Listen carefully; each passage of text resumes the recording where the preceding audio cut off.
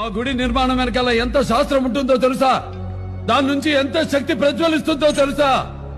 స్తుతులు, మంత్ర సంహితలు, పురాణాలు, స్థల పురాణాలు, వేదాలు, ధర్మాలు, ఆగమ శాస్త్రాలు, అలంకార శాస్త్రాలు, ఉపాసనా శాస్త్రాలు, దర్శనీయ నియమాలు, వీటన్నిటిని శోధించి శక్తిని నిక్షిప్తం చేసి కట్టేదే గుడి.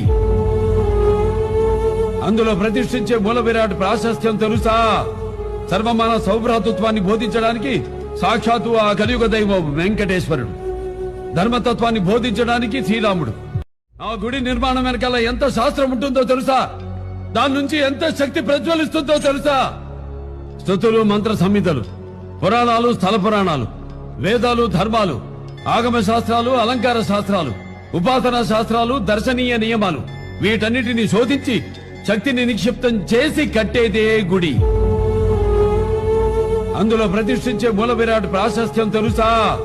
సర్వమాన సౌభ్రాతృత్వాన్ని బోధించడానికి సాక్షాత్తు ఆ కలియుగ దైవం వెంకటేశ్వరుడు, ధర్మతత్వాన్ని బోధించడానికి శ్రీరాముడు. ఆ గుడి నిర్మాణం వెనకాల ఎంత శాస్త్రం ఉంటుందో తెలుసా? దాని నుంచి ఎంత శక్తి ప్రజ్వలిస్తుందో తెలుసా? స్తుతులు, మంత్ర సంహితలు, పురాణాలు, స్థల పురాణాలు, వేదాలు,